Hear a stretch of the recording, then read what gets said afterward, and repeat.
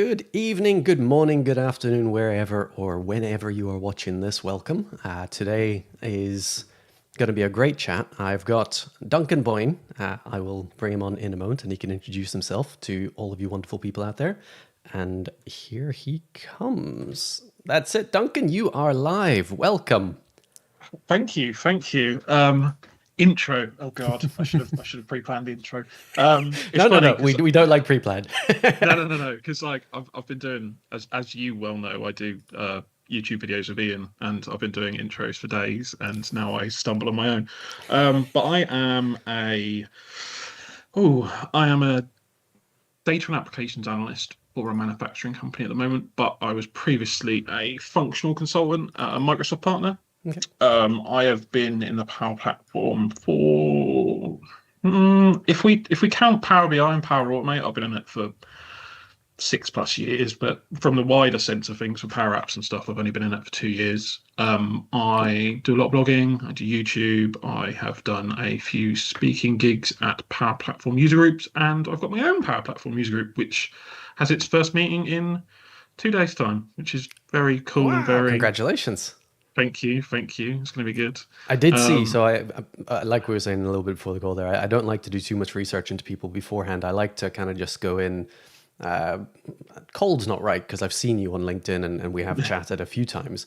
But it's a little bit of that sort of level. So I did see the user group in your bio. I hadn't realized it hadn't had its first one yet. So how's that been? Has that been stressful to get to this level or what? Tell me a bit about it. so it came around in a really funny way. So when I did my first speaking gig at the Scottish Power Platform user group, that's actually where I met Ian as well. There was a guy who had gone to visit his colleagues. They worked at Virgin Money together, and he was like, "Someone's told me you're from Norwich." I'm like, "Yep." He's like, "I'm also from Norwich." I'm like, "What are you doing here then?" And we were chatting, and then I did my talk, and we were chatting and stuff. And then a few days after I come home, I was looking again at user groups local to me. The nearest one is Cambridge, which is from where I live about an hour and 45 minutes drive, so not close whatsoever. And I messaged him like, would you want to set one up with me? It's like I was literally about to message you and say the same thing. So it's just like this is perfect. Nice. Yeah, so it's been different. I was a bit apprehensive at first because obviously if there isn't one here, maybe there isn't one here for a good reason because people don't want it. But we had a couple people reach out to me. I had a lady called Gemma Peck, who I'm going to name drop now. She is a recruiter based in Suffolk. She was like, I'd happily sponsor. And she was like in from day one. And we had another gentleman called Reese, who lives just across the border in Suffolk as Wait, well. there's And loves another stuff. Reese. No, that's not There is, allowed. no, I'm sorry. Yeah. He kindly offered to help organise as well. We've done loads of Teams calls. I've tapped up every single person I know to come be a speaker. We've got Simon Owen coming, which I'm Nice. very happy about. Very, very pleased. And Ian, of course I got Ian. I had to get Ian. He's coming for the first night. We've got a really lovely venue, actually. It's in the city centre. It's an old television broadcast house. It used to Oh, belong to wow. ITV. Cool. Yeah, and we will be the first people to actually use it. So very excited for that. Wow. Very, very Yeah, nice. it's really, really, really nice. Yeah, I'm excited for it. It's just another thing to get involved with. I'm such a natural geek at heart, and I love talking about all this sort of stuff. So doing it in person, because I do so much of my content on LinkedIn, and it's mostly typing or it's images. It's kind of people leave nice comments, and I get the impressions or whatever. But actually being able to engage with people is so much better for me, Yeah. like tenfold. Yeah. So why? I mean, I know the engagement with people. So we've on previous calls, I've spoken to people about the difference between in-person user groups and conferences versus virtual user groups. In terms of learning, I find that in-person or virtual pretty much the same, but everything else is very different. So in-person, that face-to-face is a big difference. It is very, very, you get a lot more out of it, I've found. So talk to me a bit about that. So the online stuff, the engagement that you're getting there, it just, Yeah, it's an interesting question. I find it that LinkedIn can be quite mindless. It's like any other social Yes. media, and people can just like it because of your name. They can like it because you did a free picture. They Yeah. can like it because it's something they're interested in. Hmm. But people who take their time out to go somewhere, sit down, put their devices away to actually watch someone and talk to someone and listen is a whole nother level of engagement. And Yeah. it's almost it brings it to be more personable. Yeah. And when it gets more personable, it just I don't know, it just does something for me. And also, I also watching other people give talks is I learn so much more from that than reading something because I get to see how they're talking about it, their general ability to get on with the program or the code or however they're going to do it, Hmm. and actually see, if I was at their level, say I'm watching a solutions architect do something like this is what they would do in their day job. If they're doing it this way, this is how they would do it.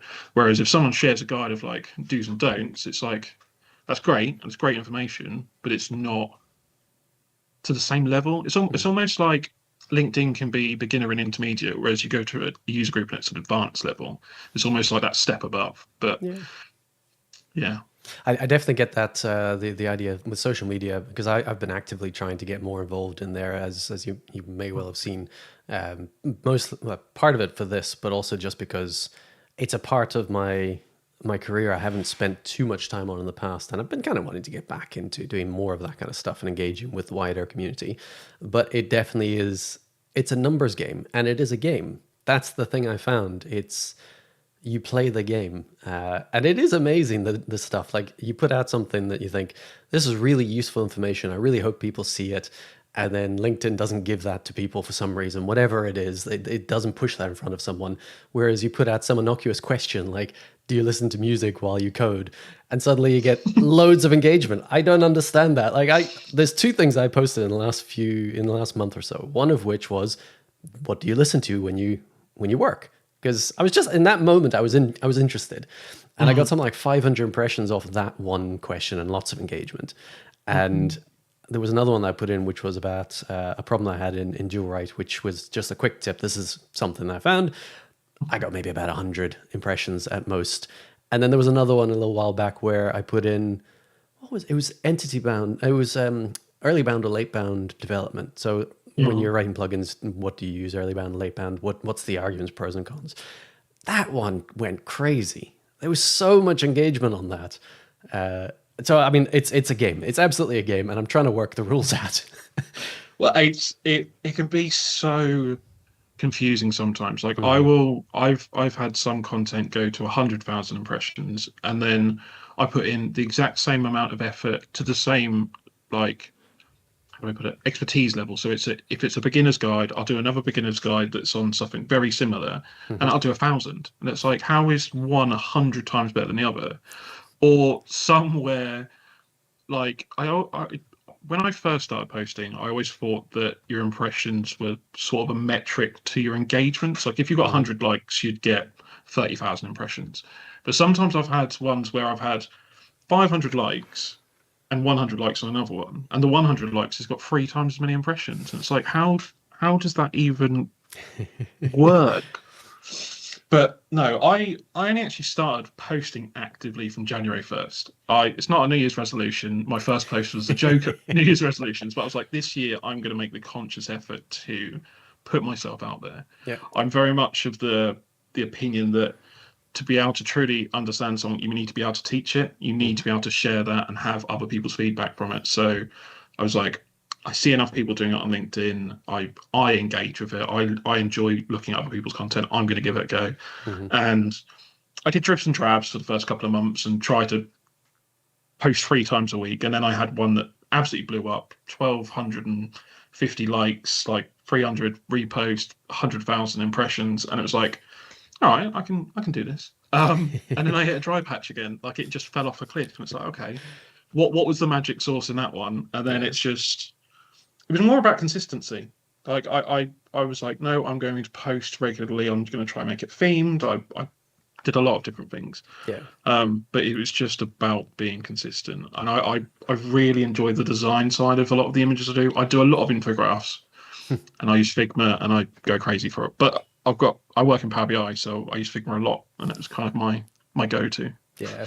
No, it's cool because that's where I've come across your stuff is on LinkedIn and seeing the graphics and that's been coming up. So it is good content that I'm seeing in there, and the engagement is absolutely there. So you're doing a good job, definitely. Thank you, thank you. I'm going to blush now.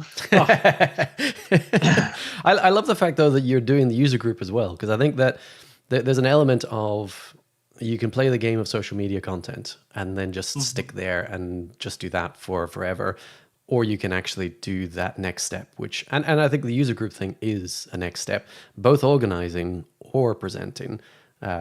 You can look at it in different sort of ways, but certainly attending's your entry level, presenting's your sort of next level, and then actually organizing it for others. I kind of see it like if you're gaming a system, you're leveling up by doing that, and you jump yeah, straight in at the evolving. top Yeah, almost. yeah, yeah, yeah. Yeah, I'm approaching my final form. That's how I see it. Yeah, but yeah, and it is like I said, it is that personalization from it. Like I put out content, people like it. Mhm. Now let's talk about people that are either local or a user group wherever, and get people who are passionate enough to turn up to things Yeah. and do things. So yeah, it is definitely a level above, I feel. Thank So you for your noticing. But yeah, no, it's all good. I think that's one of the things about this community and any community. You need to support others. It's, as they say, rising tide lifts all boats. And I think that's very important for this kind of stuff, especially in such a small little country that we're in. It's a pretty active community, the Power Platform that we have. In terms of you want to talk about, so it's starting, the first one's when, your user group? on this Thursday, so the 22nd. Excellent. And is it Yes. going to be, is it monthly? Is it quarterly? What are you targeting? Well, we want to do monthly to begin with, just to see if we can actually get the numbers, because Yeah. there's no point.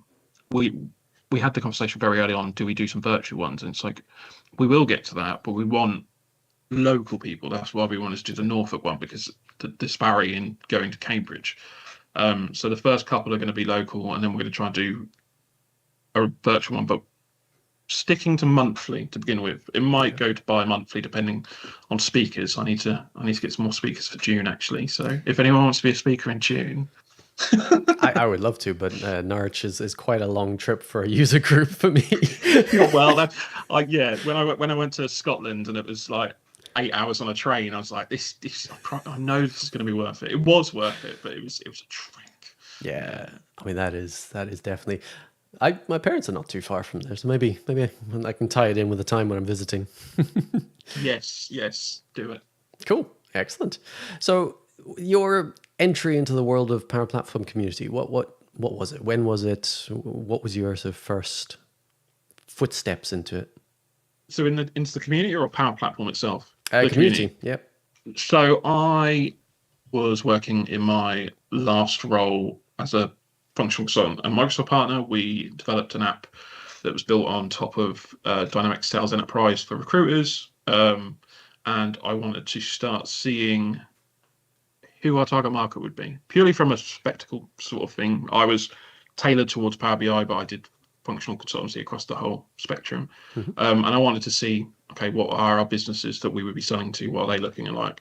And then I can't even remember like the first thing I saw. I saw like someone just did like a short, like a little video talking about something in Power Automate, and I was like, that's cool, and I'll follow them. And then once you get down the rabbit hole of looking on someone's page and the things they've commented on, and then 2 hours later, I'm like, I've followed 400 people. It's one of those. And then I got on to the point of commenting on certain people's posts quite a lot that I was enjoying. And one of the first people that really talked back to me was a guy called Howdang Rashid. Yep. Yeah, he is obviously extremely young, got his MVP. He is a superstar of LinkedIn. And he was like, let's just jump on a call. Let's just have a chat, like how things are going, what you want to do, and all that. And it was such an eye opener just to have someone to talk to about it that wasn't like someone in my direct friends group or my work. And it was just like, I loved all the stuff he was doing. I was passionate about Power BI. And he's like, just go for it. Just talk about what you're into. And I did, and it paid off. And yeah, and my friendship group expanded online. I actually run a very secret club on WhatsApp for certain people on LinkedIn for content creation. It's called Content Club, and the first rule of Content Club is don't talk about Content Club. So I broke my own rule. But It's all right. We won't tell anyone. no. It's definitely not going online, is it? No, No, it's no fine. one's going to see it. Nope. I Um, will say that this is already the highest number of concurrent viewers that I've ever had. So I mean, the whole world now knows. I want to say you're welcome, but I don't want to be boastful. And it's not like it's me that's done this. No, it's your good shows. That's what it is. I ended up watching all of your shows in like the space of a day. Nice. I Well, just had it thank you. on in the background for some of it. Yeah, some such great people on, and the Yeah. conversations that flowed were just amazing. I like Chris is the best. Like you chatting to Chris was just a whole nother level. I loved it. He's a he's a force of nature. He Yeah, really, yeah, really is. yeah, There's yeah. actually another recording of us talking a few years back. I think it was in COVID actually, on my other chat. So I've got various different things on YouTube, but none of them were consistent other than this one. This is the one that I'm Mm. keeping with because I've been really enjoying this, and it's serving a purpose for me. Getting out chatting. I've always wanted to have a chat show, so essentially that's what Mhm. this is. Yeah, yeah. But yeah, there is another recording of Chris and I because at one point we were going to do a podcast type thing where we just talk family more than anything else. Cool. Yeah. So not even really Power Platform, just dads, family. What do we do? What games are we playing? But I think he got too busy. Fair, that man fair, is fair. that man is crazy busy. Yeah. But yeah, no. Well, we can talk dads and games. I'm down for that. Well, yeah, you mentioned earlier kids. So I've got a little 6-year-old. That's my one and only little guy. What have you got? What keeps you busy? I've got a 10-year-old and a 7-year-old, both boys. Wow. Yeah. The You don't eldest look old enough is for a 10-year-old. Oh, I'm 34. I'm 34. I'm yeah. There's a joke about the area I live in, people having them very young, so I feel like I was old having a 24. But yeah. Um, yeah, my eldest is a carbon copy of me. I've got muscle deficiency in my right eye, and I had to have a patch as a kid, and then he got it. Oh wow. We're both on the spectrum. We both like the same things, and he just looks like me. And he's yeah, my youngest. I love him just as much. He's not a mini me. He's like a lot more like his mum, but we yeah. I adore them. Being a dad is my greatest ever achievement, and it always will be. Yeah, it's there. Um, There's a whole different level to it. I was listening to a podcast. It was a Dax Shepard podcast. So the mhm, actor, he does a bunch of really good stuff on YouTube, and he had Michelle Williams on, and they were talking about being a parent versus being on set doing films, mhm, and they said that work does not compare to being a parent. Like the satisfaction from being a parent is a different level to anything else, and it's that it's that outside of you part. And that's what I've noticed as well with my son. He's just recently got into Minecraft. He's really mhm. getting into it. He's been in the Xbox for a while. He loves the Lego games, but he's been really getting into Minecraft. And I just love pointing him at something, giving him a few rules and how to show him how to do things, and then just seeing what he does. And he comes up with the most amazing things in creative. Like he loves to build houses. He also likes to Mhm. destroy them, which is fun. But Yep. he loves to do that. And then he started drawing some of the mobs today, and Cool. he drew the Enderman, which is you probably you do. For anyone else out Yeah. there that doesn't know Minecraft, look up the Enderman. It's a nice little sort of bad guy, very sort of black with lots of tendrils, purple sort of haze, and he teleports all over the place. Pain in the rear end when you're actually in survival mode. He doesn't do that, but he drew this, and it was perfect. Like just looking at it was like that is exactly right. And it was just one of those Mhm. sort of moments of pride where you just see that and go, wow. And I Yeah, love yeah. that. That the best part of parenthood is when they get into the same things as you. So both my boys are into Pokemon, they're into Star Wars, they like video games, like they are obsessed with Minecraft. They are very good at it as well. Although they don't always agree. It's like if they're both chopping a tree, like you stole my tree. No, I didn't. Like you're both chopping the same tree. The game decides. No one did it for you. Trust me, the game decided. Um, and they're just amazing. But yeah, just having them, and I recently took them to Harry Potter Studios, but the Oh, highlight we've of done it, that. We like that. yeah, the highlight of it was we bought the Wizards chess set because Oh, from the nice. films, yeah, and they've been playing so much chess, and it's Cool. so I like it was a passion for me as a kid. I still play now. chess.com on my phone. Whenever I get a break, I try and play a couple of games. But they're so into it, and it's so nice to see because I'm tech based. Like I'm fine with my children using technology, but having them do something that is like a classic and actually Yeah. enjoying it and doing it is so good for the soul. I 100% agree with that. And funnily enough, I've had a similar experience recently in that I've been reading the first Harry Potter book to him. So I read Hmm. him every evening, some story. And we just finished the first Harry Potter a few days ago. And it's the first time I've read it because I've got them because my wife has all of them and I've been meaning to read them. So it was just a good opportunity to do that. And so Hmm. after we did the chambers, like when they go through the series of chambers to get to the final bit, one of those is playing chess. Yes, yeah, And yeah, yeah. so when I described that, I was like, wait a minute, I've got a chess set. I'm really interested to see if he would play. So the next day, I got the chess set out, I got the pieces, I told him what the different pieces were, and we had a game. And, he's 6, so he wasn't fully invested in the game, but he understood most of it, and we had a quick game. I finished him off in a few moves because I cheated, but I wanted to get it. I didn't cheat. I played the opening, like the Queen's Gambit, which gets you Yeah, yeah. pretty much winning in a few moves if you don't know what to do. Um, Mhm. and so it was really good. I really enjoyed that. I definitely understand that feeling, Mhm. especially being in a real setting. Like you, I grew up in technology. It's not the he's going to be in a different world, obviously, Yeah. and that's all. That is a concern. As much as I'm in tech, that is definitely a concern. So any opportunity I can get to get him out facing a person, I think it is. I think that's important. So Mhm. over a chessboard, over Guess Who, doesn't matter. Oh, Guess Who is such a good game. Guess is a Such a really good good one. one, especially for him because Mm. they're so observant, and They it's are. They such a really are. simple game that it's Mm. quite an easy one to do quite early on. Mm. And there's a little bit of logic, but it's not too complicated.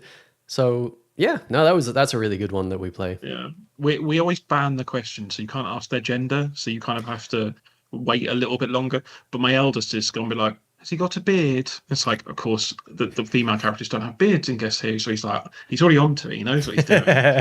Um, That's good. I like that. yeah, yeah, yeah. We're big card game and board game family, like I was as a kid. Mhm. Yeah, I'm all into that. I'm trying to get them to play Pokemon the trading card game and actually go through with that. But it's quite a there's quite a lot of rules. There's quite a lot Yeah. going on. Each card can do different things, so it's coming along slowly. They still argue, they still chuck counters everywhere, but it's getting there. Monopoly? Do you guys play Monopoly at all, or is that banned in the Oh house? no, no, no! I can't. I am too competitive. Like I love my children, but they're going to be bankrupt in the first 10 moves. I'm going hard, and I can't dial it back. I can't. You can't. They've got to learn the hard way. They And have to learn. It's important. mm, I have never. I don't know. You don't have to believe me, but I've never lost a game of Monopoly in my life. Like every time I played, I've won. And I'm aggressive. It's like I'm playing Risk, but with houses. Is that how I see it? Wow, that is remind me never to play Monopoly with you. Oh, that's impressive. Yeah, no, I do enjoy a board game. I never got fully behind. Like, I never got that into it. Like, I've got friends who have sort of cupboards full of board games. Mhm. One guy that I've known since school. Um, every year on his birthday, we often end up back at his playing a board game. The last couple of years, it's been the same one. It's been the Captain is Dead, Yes, yes, which I know is that one. Yeah. it's a really good one actually because Mhm. it is collaborative. So you're not actually, for anyone again out there that doesn't know it, you're not trying to beat other people. You're working as a Mhm. team to try and survive the game, Yeah. and it's quite good. I like that. It's Mhm. complicated to think it through, but it's good for a crowd because you have to actually talk and collaborate and work. Mhm. So I Yeah, quite enjoy that one. yeah, and I always feel like it doesn't always end badly, but for games like Monopoly and stuff where it is so against each other, there's Yeah. almost too much competitiveness. So Mm. like a co-op game is brilliant. We got a before chess, my children played a game called Cathedral. I don't know if you know of that. No. It's you basically get like what is like a chessboard, like you get all the squares, and you get buildings that you have to place, and you're trying to place all of your buildings within the square before your opponent can. So you take a Okay. turn each, and Yeah. it's all like the shapes and geometry of it. Um, and them playing that was such a strategy game. So when they took to chess, they actually took quite fast to it, and it was just like was a nice stepping stone. And we found that from a I don't remember what we were doing. I think we were busy playing on the floor, and the TV was on YouTube, and I was just scrolling through, and we saw a YouTube short of someone playing it. It was like my youngest was like, "I want that for Christmas." I was like, "Okay," and then I found one, and honestly, they play it so much, and it's such a cool little game. Cool. Yeah, I'll have to look it up. Is it for two, or can you play more than two?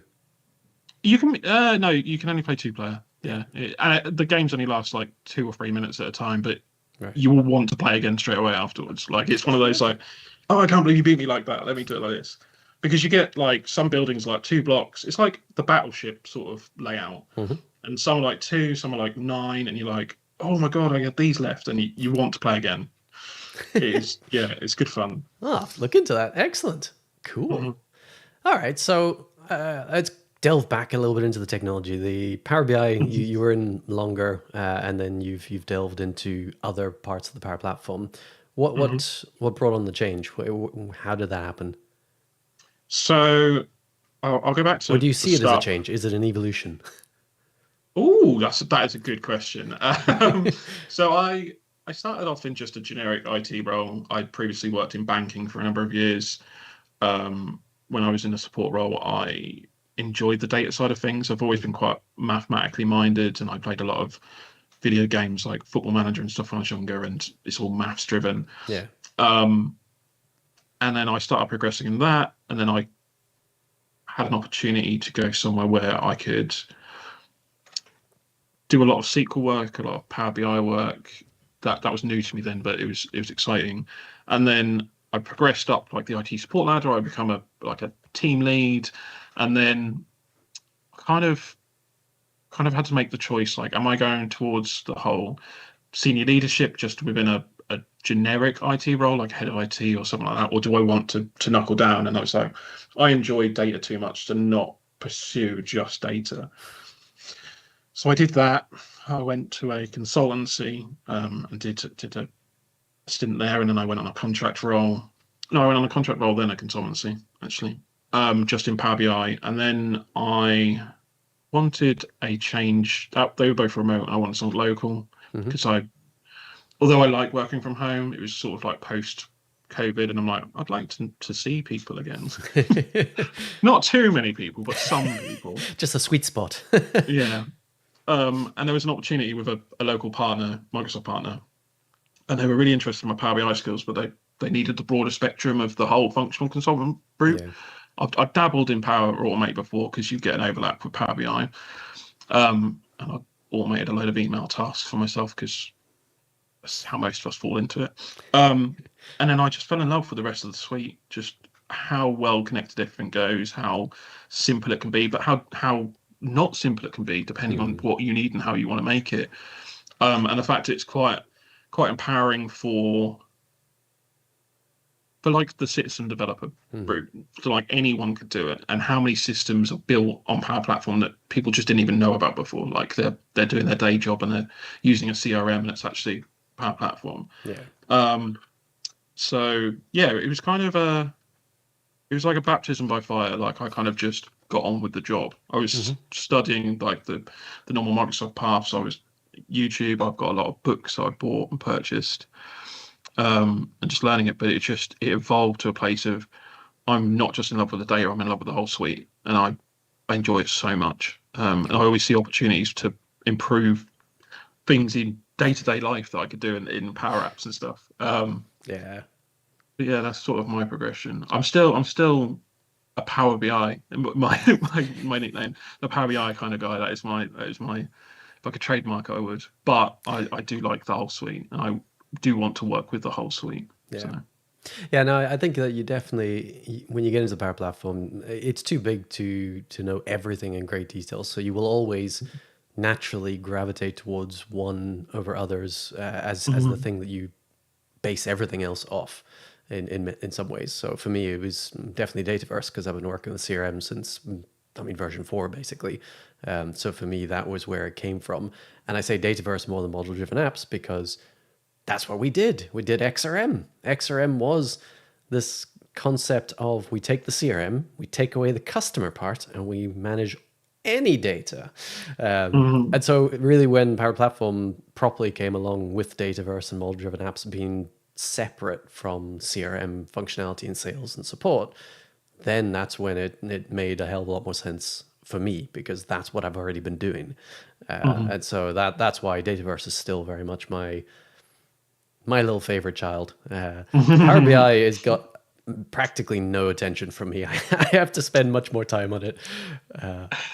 That's actually the presentation I give at user groups is about how Power BI doesn't feel like a part of the Power Platform Yes, family anymore. yeah, Um, I agree. and the biggest thing is because I came from the data side and like the Power BI side into the rest of the Power Platform. Most people go from the software engineer into the Power Apps, Power Pages, and go that way. So it's Yeah, kind of it still feels like a very much them and us, and especially with how Microsoft is pushing Fabric down everyone's neck, which is still even more further detached from the Power Platform suite. It's I speak to people and it's like well, you're either a data analyst or you're a functional consultant or a solutions architect. It's like no, I can be both. I can, but it is very much a hands-off thing. Like in my current role, they've actually put me in the finance team, which is fine. I'm happy with that because that's where most of my work is done. But I'm an IT geek. I'm not, but it's yeah, it is what it is. well, they But haven't put you in yeah, marketing yet. With the UX and design side of things, you could absolutely be the IT guy in marketing. God, jeez. Do you know what? I would probably enjoy it, but then I'd probably just be like, I have too many opinions. I can't not like, I can't. I don't even know how to put it. I couldn't toe the corporate line with everything. I have to keep my LinkedIn stuff to myself because it's not like my colleagues know. In fact, a couple of my colleagues are going to come to the user group and stuff, but it's very much a this is not a work opinion. This is a Yeah. Duncan opinion. Especially with how many terrible things going on in the planet right now, and a lot of people in power are, giving Broman salutes. Let's put it that way. Well, it was interesting. I was watching the build keynote earlier, and Just the Palestinian, I think it was a Palestinian protester, stood up and was shouting over it, and it was, yeah. I mean, that's when real life collides with these live events. It's quite interesting. I don't know anything in the background of it, so I can't really comment on it. But yeah, it's interesting keeping the two things separate, the social media presence and your work. mhm. I've never hidden that from any work. It, it's just innate in what I do that is there. But I've never been any. I don't do anything controversial really that I can think of anyway. But it's interesting. We were talking about Chris Huntingford earlier, and I know Mhm. that when a while back actually on LinkedIn, he did change his bio at one point to say that all my it was that whole thing of anything I say here is my own views, not representative Mm. of the organization. I think he might have been told to do that. Yeah, I'm yeah, sure he did do that yeah, actively on his own, but yeah, it was quite clear that he made mhm. it on there. Yeah, and I see a stream of I follow different people on LinkedIn, and you definitely get the people who used to be MVPs and used to be really close to Microsoft Yep. telling. I'm not going to say the truth, but a more brutal approach to what's Yes. happening. Yeah. And then you see people who are almost being spoon-fed what to say, Yeah. and the wider thing. I don't want to say too much because I'm still chasing MVP myself, and I still want to go down that route. But you look at it and you look at the landscape of things, and there is it's so polarizing. Like people are either in love with everything Microsoft does, or people will be calling it out for, well, actually, you've done this wrong and stuff like that. A great example of that is a guy called Greg. I think his last name's Decker. In fact, I've got a book of his written near me. He posted a meme every day for hundreds of days about something being broken in Power BI, and it was so funny every day. But he's been published loads of times. He's Microsoft Press and all sorts. Yeah. But it's just he used that platform to say, "Hey, something's broken. Can you please fix it?" And Yep. then you get other people that just talk like they've given ChatGPT their account, which I've had people ask me if that's what I do, and I no, I enjoy writing. Writing is something that I enjoyed very much when I was younger. Um, and I got a quite a personality where I like to make people laugh. I've always been the trying to not be the class clown, but I wanted people to like me when I was younger, and Mhm. humor was my entry into things. So I try It's and take things with a pinch of salt when I say things. Yeah, I mean, there's a few things there to unpack, but just on that last one, it's quite interesting. Yeah. If a bunch of comedians have said similar things. The reason they're professionally funny is because they had a need in school to either survive, like maybe they were just too different or too thin, too weedy, and so they just found that being the class clown made a difference, and that's how they got into it. Or maybe they had some sort of issues at home that meant that they just needed to be out there, or maybe they just wanted to make people laugh, and that's how they got hooked onto it. But it's quite interesting that that's where they came from. They found it from a very early age, and so obviously Mhm. that's in you, and then it comes out in a creative way in your content, which is good to see. Uh, and going to the MVP stuff, it's people have to always remember MVP status is truly a marketing thing for Microsoft. It is. It's not. It's one of those things that you can chase it. You can absolutely go out there, and it's interesting actually. I think Microsoft are more actively trying to get people to go for it, because it used to be a thing where if you mentioned you were trying to get it, you wouldn't get it. Mhm. Whereas now there's a lot more out there of, well, how do you get into it? What's the sort of steps to get there? Because I think they're actively trying to get more into the program. I definitely see benefits in it. Being in that program, you get to be close to the product team. So in theory, the idea would be you're close to the latest stuff. You can feedback your experience. If you're doing it well, that's what you're doing. But yeah, there is definitely the some of them that are more just the mouthpiece, and some that actually fight against it, and the ones that then either leave the program because they're fed up with being the mouthpiece. But then you also get some middle ground. I like there's some good ones where they will talk about the problems and the issues, but they'll also praise the good stuff when it does come along, Yeah. and that's good to see. Mhm. Yeah, no, it's fun.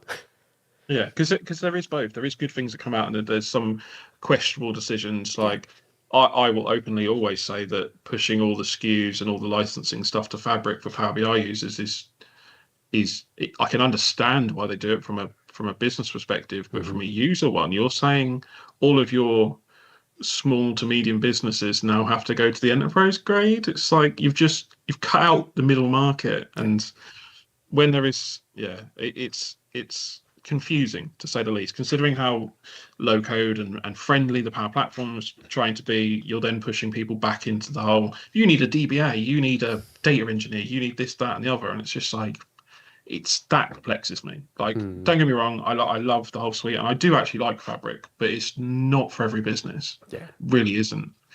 But yes, I agree. There are some people who toe the line and do both sides of things, and I much prefer that.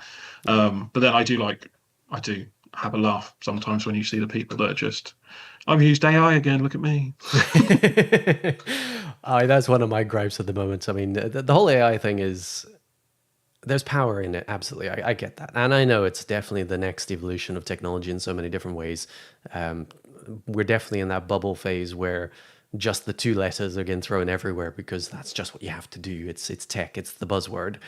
Mhm. But the thing that bugs me is that Microsoft is pushing so much to embed Copilot in everything that they're Mhm. not actually continuing the good development on the stuff that they should do, and they're just trying to put the shiny stuff in, like the recent stuff that popped into model driven apps, the smart copy and paste, and the Copilot suggestions that are everywhere now.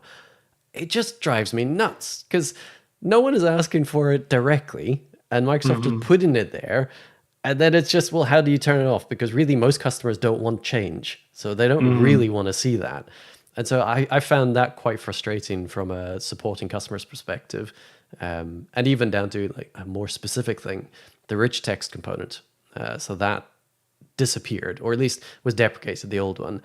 Having Mhm. looked into it, I think there was more of a technical reason to it than anything else. I think it was actually CK Editor, the version they were using, was no longer secure. I think they Mhm. had to actually come off it. Um, But I just didn't like the way that was handled because suddenly it was just, oh yeah, in a month's time that's going to go away. It wasn't even like the classic that component will be deprecated. You can no longer use it, but we'll phase it out over the next year or two. It was Yeah. literally like a month in the future. Oh no, it's gone. Like you won't be able to use it. Anything that has it switches to the new control straight away, and the new Hmm. control has Copilot embedded right in there. Yep. Yeah, Oh no, that God. that was frustrating. But I have to always remind people we work within cloud services and we are at Yes. the mercy of the supplier. So Hmm. we have to pray to the overlords sometimes. Yes, we do. We do.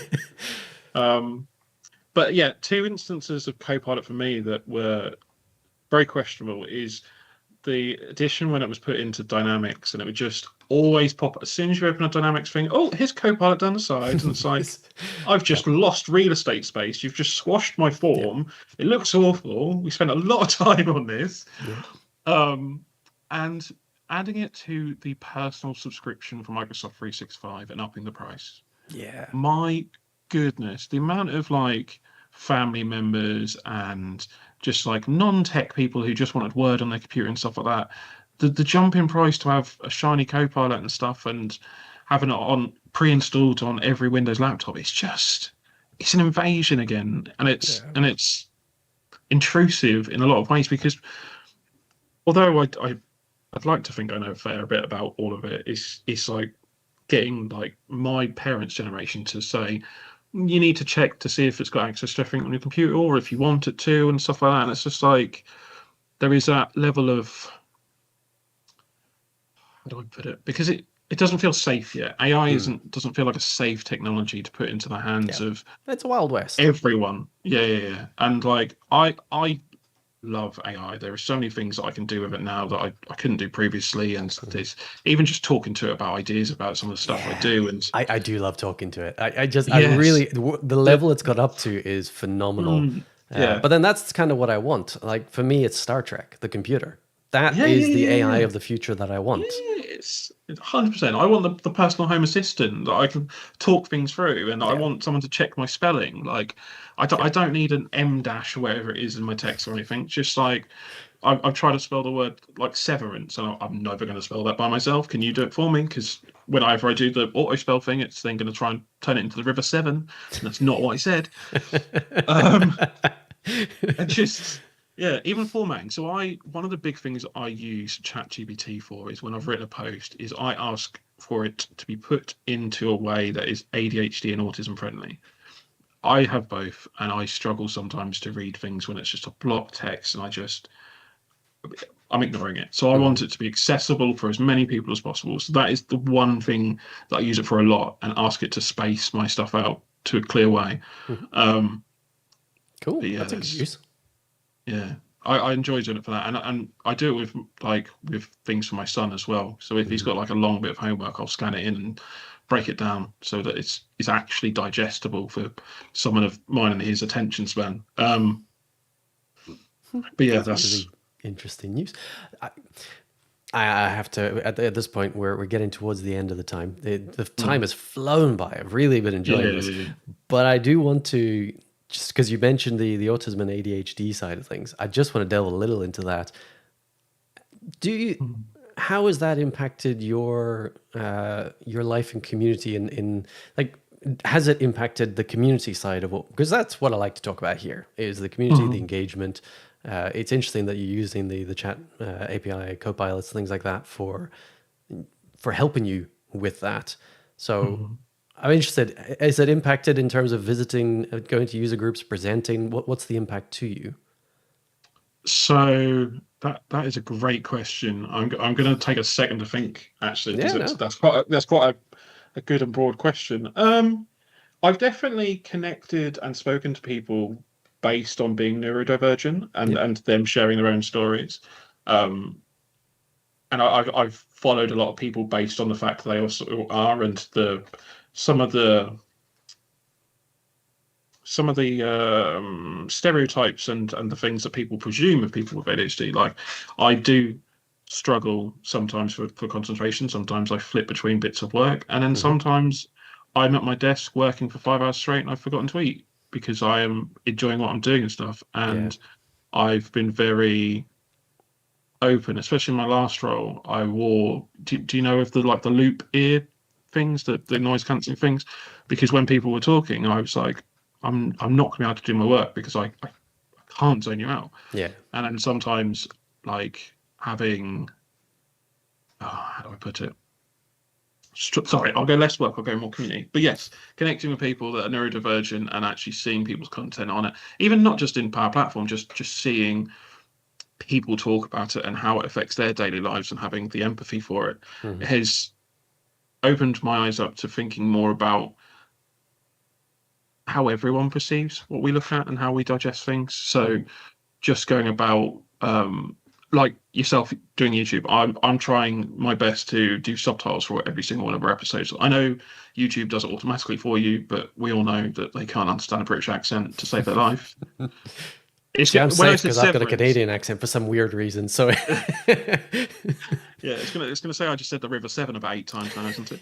Um, and I'm really passionate about doing that. I like doing things where I try and make my visuals readable by like the accessibility readers, so they yeah, can do it for speech to text. It doesn't always work out that way. I don't always have the time to do it for all of them, but when I'm doing my articles and my bigger pieces, I make sure it's done for that. And it's just made me more conscious of like the landscape of humans on the internet, as it were. yeah. No, um, I think it's a bit of a superpower for you. It sounds like because you get the impression I'm not on the spectrum that I'm aware of. Certainly, I don't have anything like that. There's definitely some of the symptoms of ADHD when I read it and think, I wonder, do I have that or am I just easily bored? I don't know, but it is interesting that you can with it, you can be more thoughtful like you are, and you're applying your own thinking to it for others.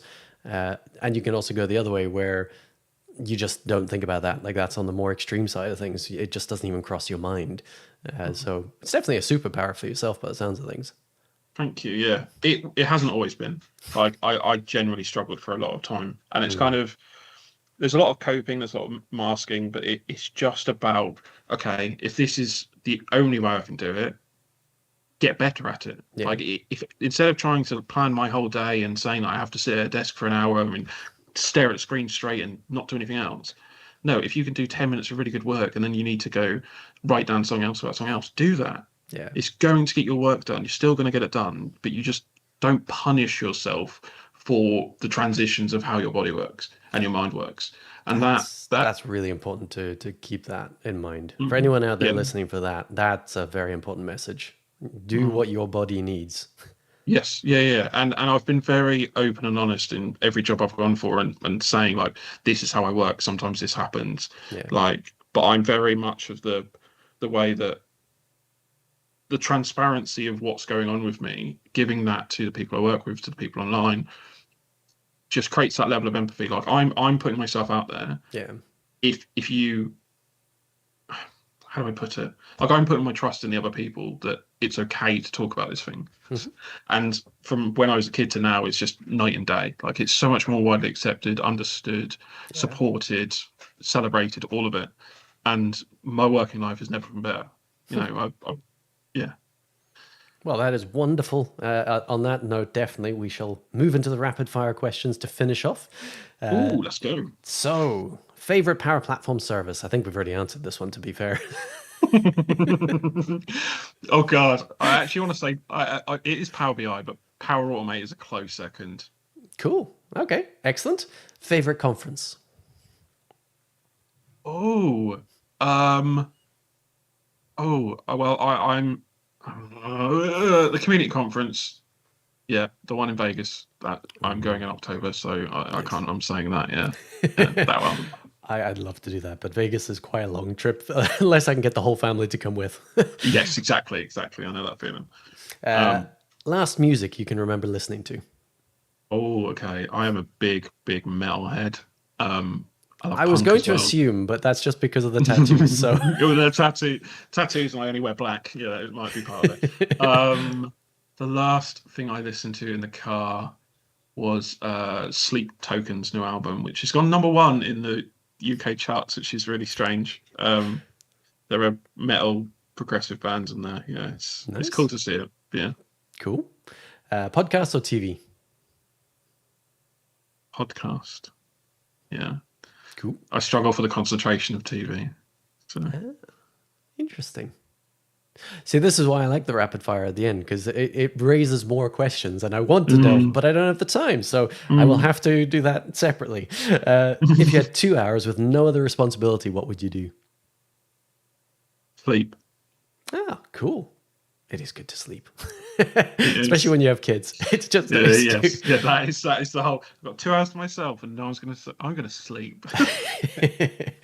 Books or audiobooks? It's hard.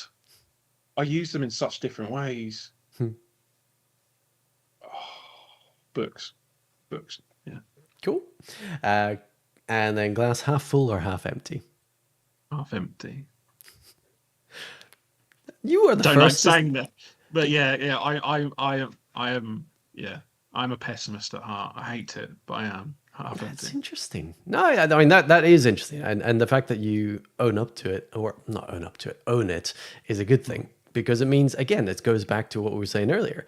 You know you, and you know how to work with you, and I think Yeah. that's some of the most important thing. I think quite a lot of people that might say glass half full are not actually telling the truth. They just feel that's the right thing to say. Yeah. It isn't. And that is the hardest bit about having ADHD, is always trying to mask and answer in the way you think people want to hear. That took me 30 years to realize I was doing that. But yeah, half empty. Yeah. Cool. I say it with a smile, but it is the pessimistic view. No, that's the thing. That's really interesting. This has been a fantastic and very, very thoroughly enjoyable chat. I really have enjoyed getting to know you more, and I will definitely speak to you more in future. Hopefully, we get to collaborate on the stuff we were talking about in future. Yes, And very if I'm soon. ever down that way, I will definitely drop into the user group. You should. Wonderful. Yes. And with that, I am going to say goodbye to everyone else. Goodbye. I don't actually have an outro finish. I should work that out. I've got an intro now that I like to say. But for now, I'm just going to say goodbye to everyone out there, and I'm going to roll the credits. So, Bye. bye.